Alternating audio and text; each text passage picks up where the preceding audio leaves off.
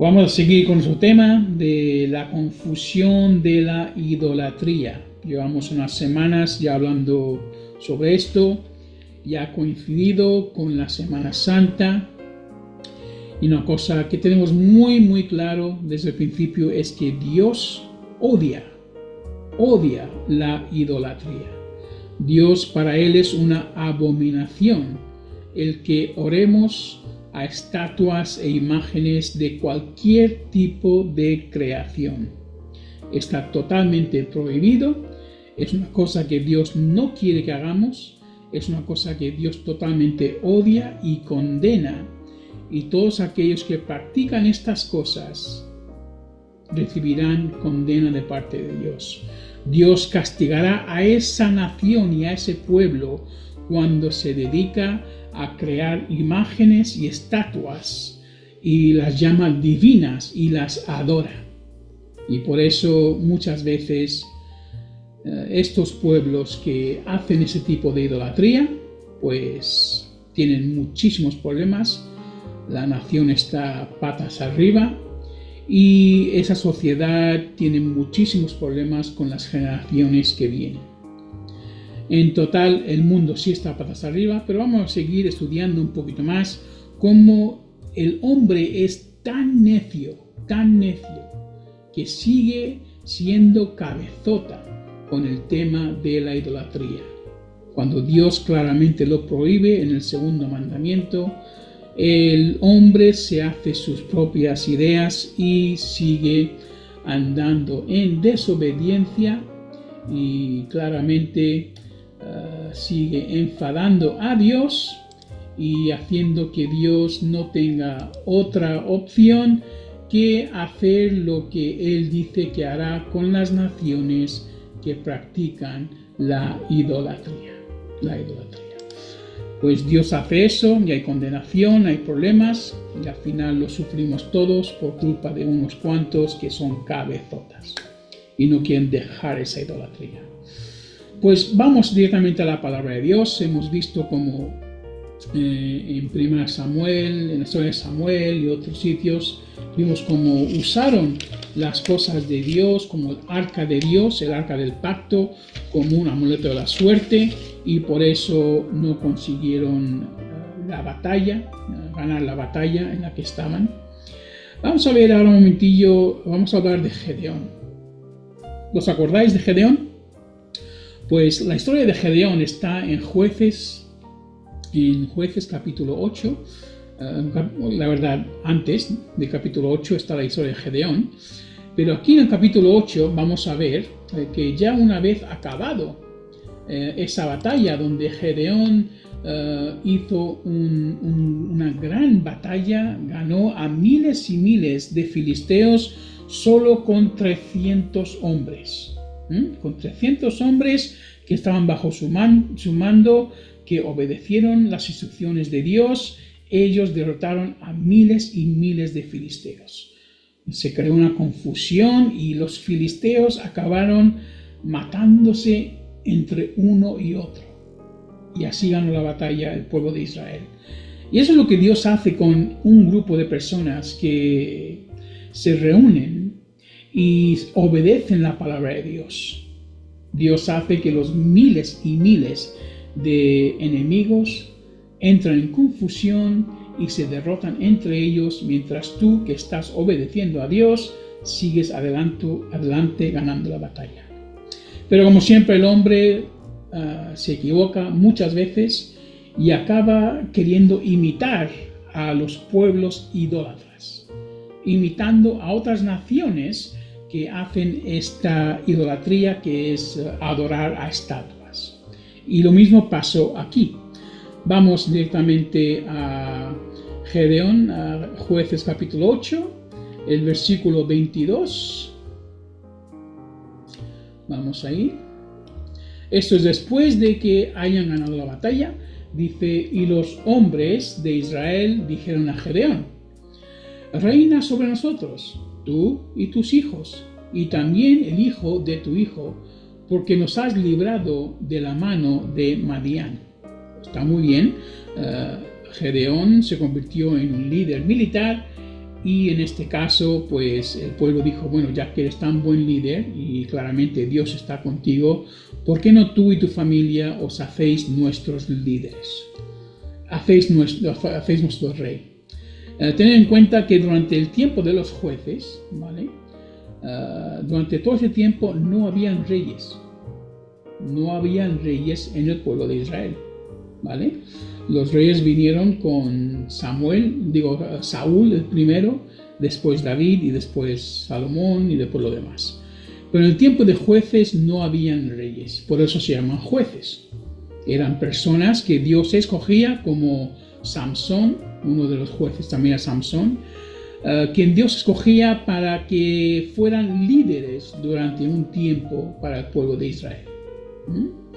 Pues uno de los jueces era Gedeón, que sabéis muy bien la historia, que era un don nadie y Dios lo levantó para ser este líder militar.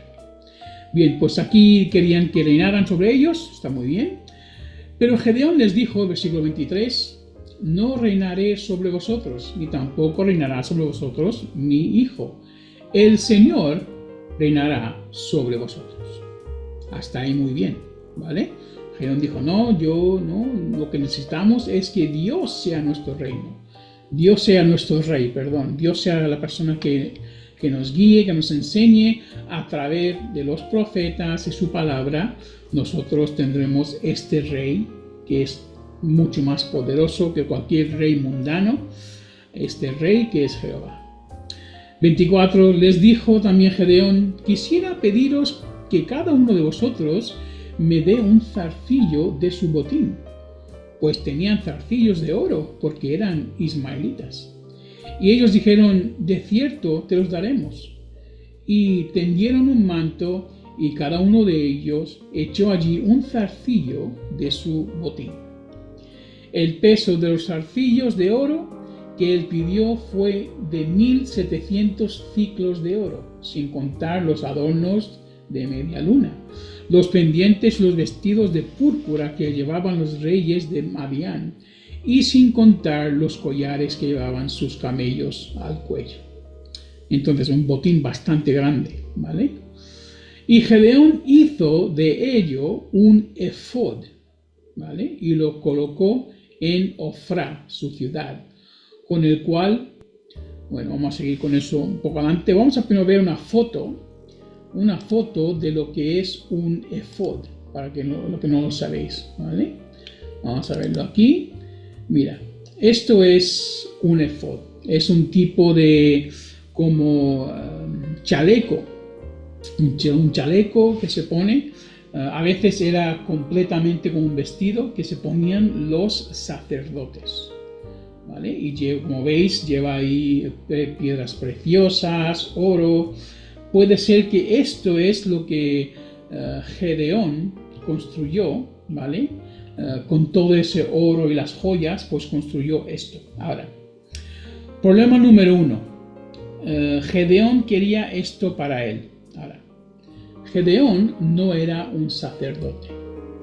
Este tipo de vestimenta solo estaba asignado para los sacerdotes. Era algo que Dios usaba para representar al pueblo de Israel, las 12 tribus, ¿vale? Y la autoridad que Dios daba a cada sacerdote para hacer las ofrendas, los sacrificios y las cosas tal como Dios quería. Todo esto está en el libro de Levitas, para los que queréis estudiarlo.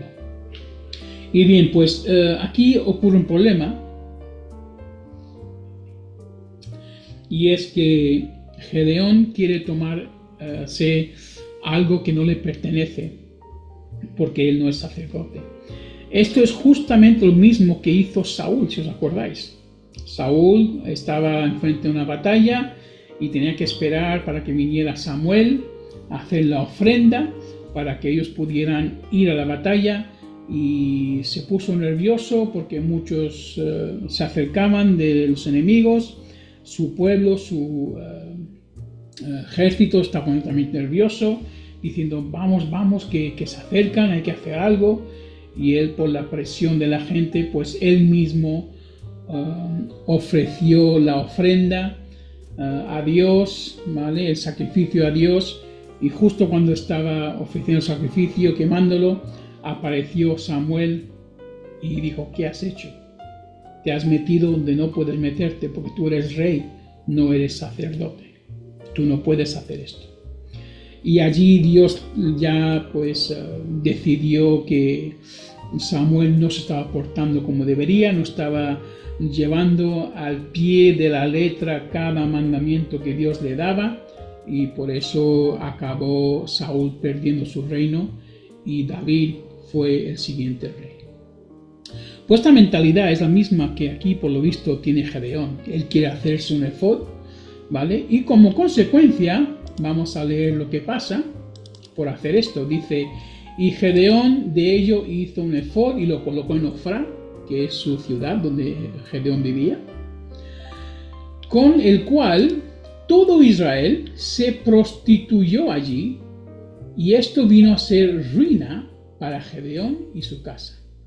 Vale, ¿cómo se prostituyó? No habla de que se convirtieron todos en prostitutas, no, habla de que se prostituyó en el sentido de que el pueblo de Israel empezó a usar ese efod como algo a lo que adorar, como un tipo de amuleto, un tipo de símbolo, y venía allí para adorar, ¿vale? Para traer ofrendas al efod, como si fuese un dios. Empezaron a adorarlo. Y dice, como consecuencia, fue una ruina para Gedeón y su casa. Seguimos: y así fue subyugado Medián durante los hijos de Israel, y ya no volvieron a levantar cabeza, y el país tuvo descanso por 40 años en los días de Gedeón. Pues mientras Gedeón seguía allí viviendo, vale, su casa vino a la ruina, pero el pueblo de Israel seguía estando a salvo. Pero ahora saltamos al versículo 33 y vemos aquí: y sucedió que al morir Gedeón, los hijos de Israel volvieron a prostituirse con los Baales e hicieron a Baal Berit su dios. Dejaron a Dios Jehová, quien los libró de la muerte y de los enemigos, y se prostituyeron, en el sentido de que se fueron atrás de otros dioses paganos, ¿vale? Una vez que murió Gedeón. Gedeón, como sabemos, era juez, en el sentido de que él le daba la palabra de Dios, se aseguraba de que andaran con la palabra de Dios, se aseguraba de que se cumplieran las cosas conforme a lo que Dios quería, ¿vale? Apartaba toda inmundicia del pueblo de Dios y así los guardaba. Pero al morir él, pues ya ellos se fueron tras estos otros dioses. Como digo, igual como Saúl, aquí Gedeón metió la pata, porque hizo algo que no era para él. Él no podía llevar un efod porque él no era sacerdote. Vamos a Oseas capítulo 4, un momentillo, donde Dios también habla más sobre el tema de la idolatría, ¿vale? Oseas es el Antiguo Testamento, uno de los profetas. Vamos a ver dónde lo encuentro por aquí, a ver si lo encuentro. Aquí, en Osea en inglés, ok. Oseas capítulo 4, vamos ahí. Versículo 12. Versículo 12 al 14.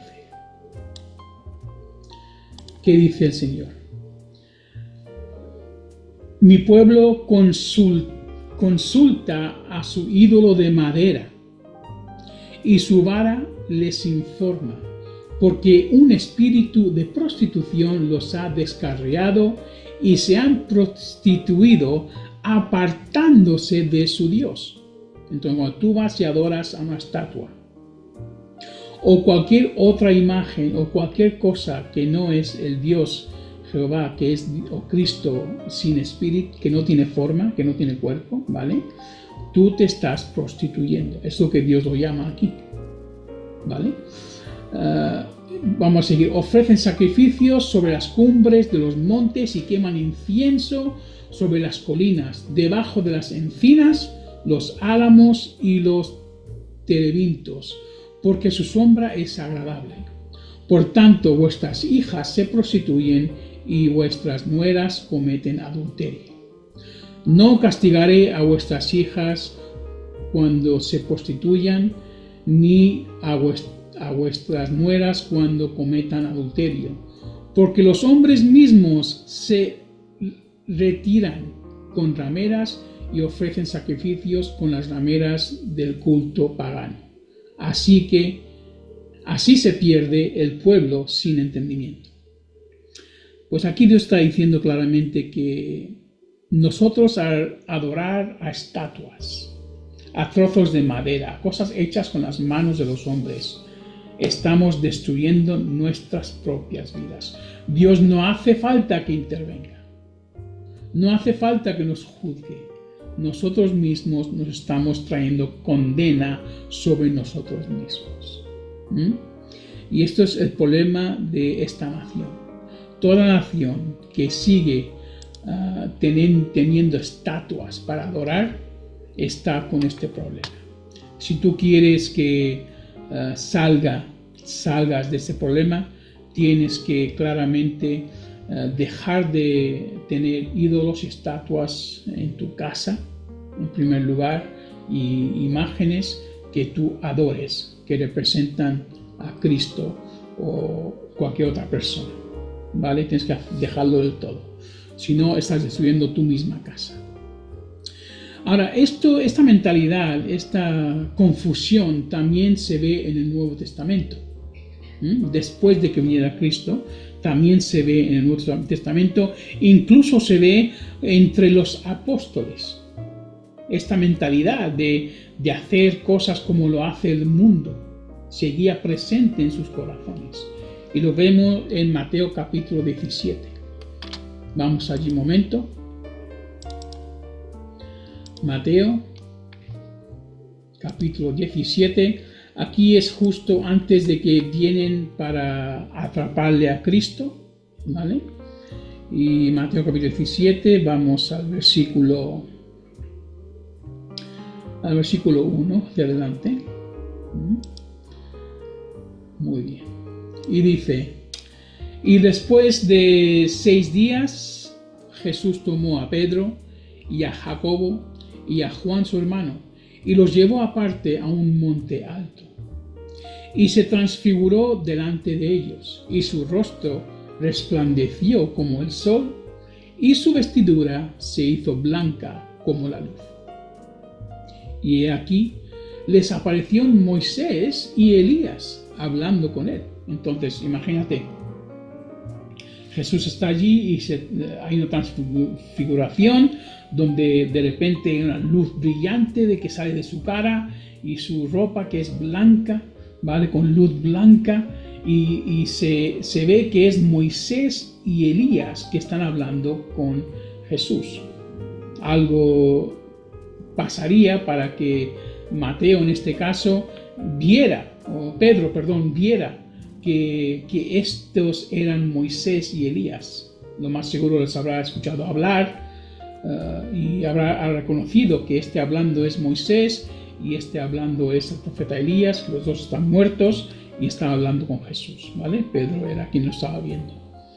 Entonces, versículo 4, respondió Pedro, dijo a Jesús: Señor, bueno es que estemos aquí.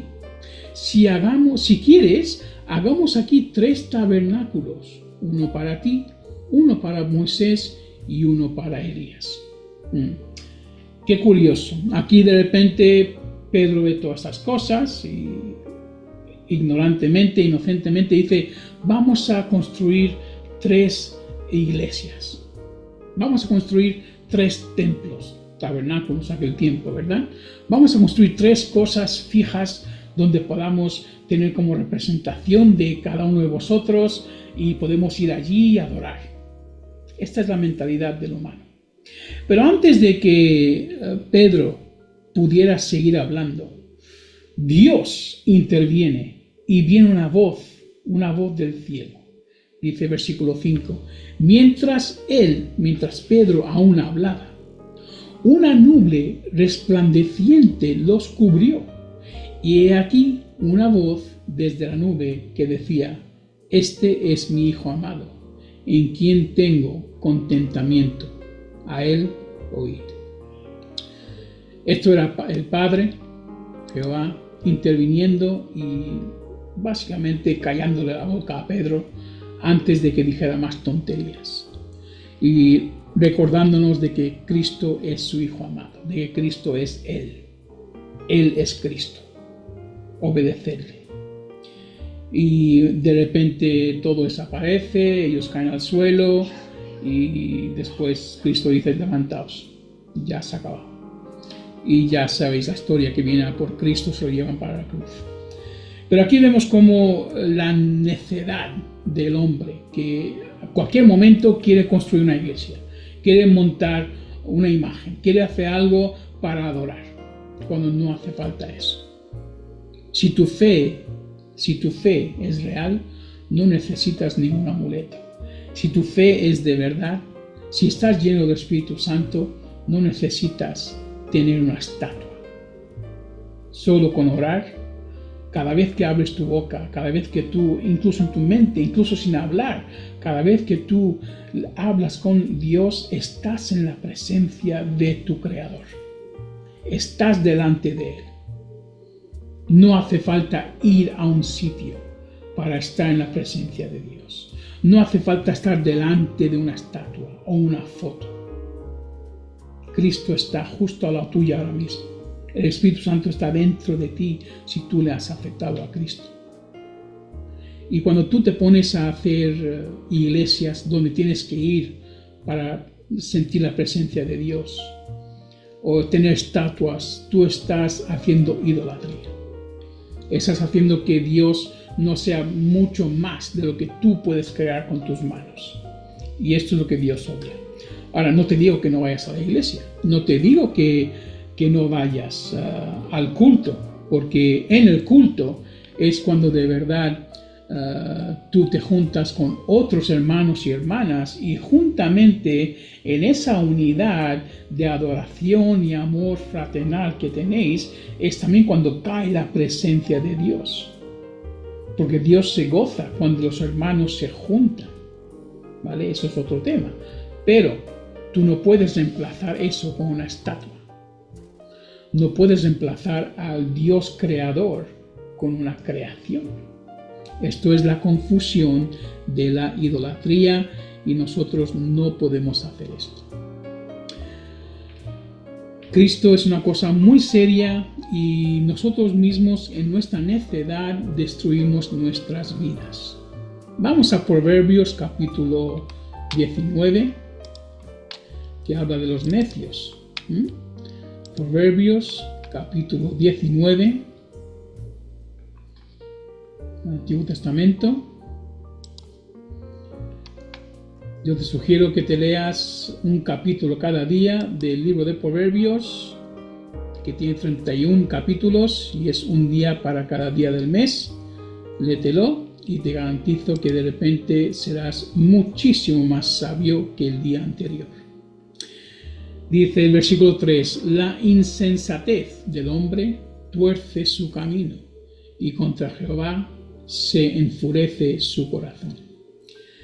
Entonces, cuando tú haces las cosas neciamente, sin escuchar la palabra de Dios, tú en un momento dado acabas odiándole a Dios. Es lo que dice esta palabra. Si tú sigues en tu necedad, sin escuchar, sin buscar, sin hacer oído, dar oído a las palabras de Dios y sus mandamientos, llegará a un punto donde tú mismo odiarás. Odiarás a Dios y todo lo que tiene que ver con seguirle a Él, con el amor que Dios te ofrece, con las cosas que Dios dice que hay para ti en su palabra. Mira, el arca del pacto fue con el pueblo de Dios y en muchas ocasiones ganaron muchas batallas. Pero como hemos leído antes, en una batalla perdieron y por eso llevaron arca de nuevo, pensando que como hemos llevado antes, pues esta vez ganaremos, y ahí perdieron aún peor. ¿Por qué? Porque en primer lugar convirtieron al arca en un dios, como un amuleto de la suerte, y en segundo lugar los sacerdotes, los hijos de Elí, el sacerdote Elí, estaban en pecado. Estaban en pecado y por eso también ellos, al no rectificar ese pecado, perdieron la batalla. Entonces, hay que tener cuidado cuando hacemos la adoración, cuando estamos en las iglesias, cuando hacemos nuestros cultos. Hay que tener en cuenta que puede ser que lo que estemos haciendo no es conforme a la palabra de Dios. Sí, puede sonar todo muy bonito, las alabanzas, las canciones, puede ser que haya algunos milagros y ocurran cosas, pero puede ser que aunque esté allí la presencia de Dios, el Espíritu no tenga libertad para moverse en ese culto. ¿Por qué? Porque hay un pecado. Hay pecado entre el pueblo, hay pecado entre los líderes. Están haciendo cosas simplemente para entretener a las personas en vez de predicar. Mira, te digo una cosa. Si tú escuchas esta palabra y no hay un cambio en tu vida, ¿vale? Y no dejas de hacer lo que estás haciendo, aunque sea una milésima parte de lo que estás haciendo mal, entonces yo he fracasado como predicador. Yo he fracasado como pastor. Porque mi misión, mi propósito, no es que te sientas bien contigo mismo. Esto lo digo una y otra vez. Mi propósito es que tú te arrepientas ahora mismo de esa una cosa que sigues haciendo mal. O esa una cosa que tienes que hacer porque no haces. Porque Dios quiere que cambies hoy. Porque el día de mañana no se sabe. Y esas cosas que leemos, esas escrituras, no son para otra persona, son para ti hoy.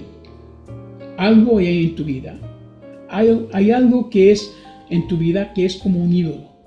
Algo que no puedes soltar.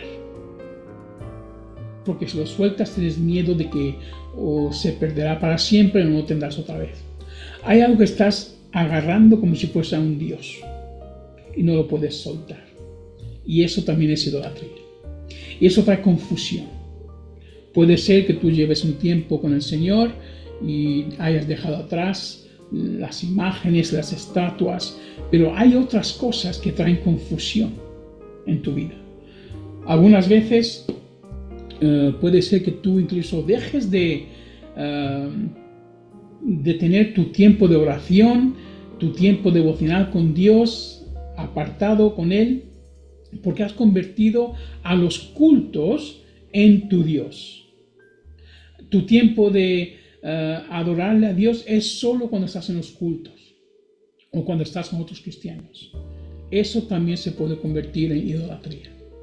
Tu tiempo con Dios es para ti, es sagrado. No puedes reemplazarlo con ir a la iglesia, ir al culto. Eso es aparte, eso tiene otro propósito. El propósito principal de tu día a día es tú pasar tu tiempo con Cristo, que Él te hable, tú le hables a Él, que te llenes del Espíritu Santo, que hables con personas de Cristo, que los traigas tú a la iglesia. Amén. Pues con esto creo que hemos entendido claramente que Dios quiere que le busquemos a Él y que dejemos la idolatría. Dejamos de sacar esas estatuas que sacamos, ¿no? Cada año en las procesiones. Dios no quiere eso, lo siento, no lo quiere. No es parte de su voluntad. Pienses lo que pienses, y si lo sigues haciendo, estás cavando un hoyo donde tú mismo caerás. Esto es la promesa de Dios para todo aquel que sigue confiando en estatuas e imágenes. Ahora yo te entiendo, dicen, no, eso no es un Dios para mí, eso representa mi fe. Lo entiendo, pero eso no justifica que tú rompas la ley de Dios. La ley de Dios dice, no te harás ninguna imagen, nada que sea semejante a nada en la tierra, ni en los cielos, ni debajo de la tierra, para adorar. Así sencillo. Ahora, ¿qué quiere decir eso? Que no podemos tener pinturas de imágenes de Cristo. Hay cosas muy bonitas, ¿vale? Las tenemos y son arte. Pero lo que estamos haciendo con esas estatuas, tenéis que entender, tenéis que admitir que vosotros lo adoráis como si Dios estuviera dentro de esa imagen.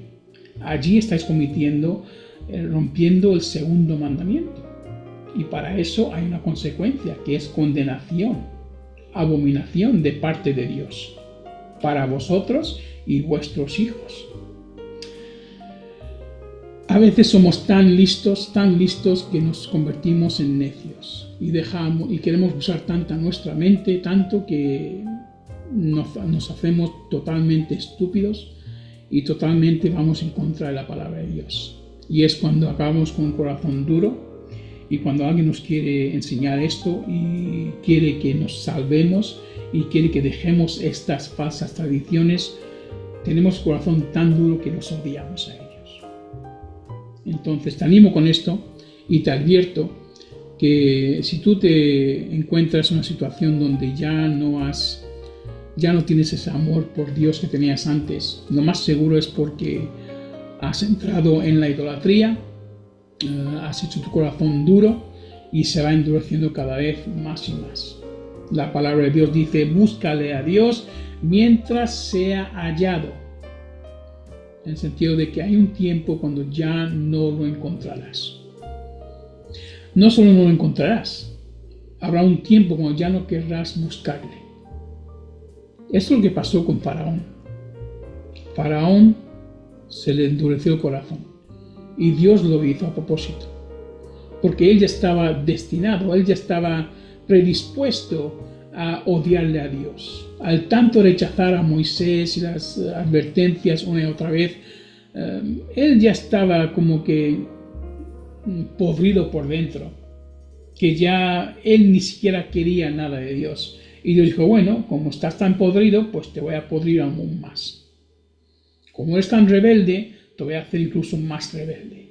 Como eres tan duro de corazón, te voy a hacer incluso más duro, hasta el punto que te rompas del todo y seas como ejemplo para todos aquellos que me desobedecen.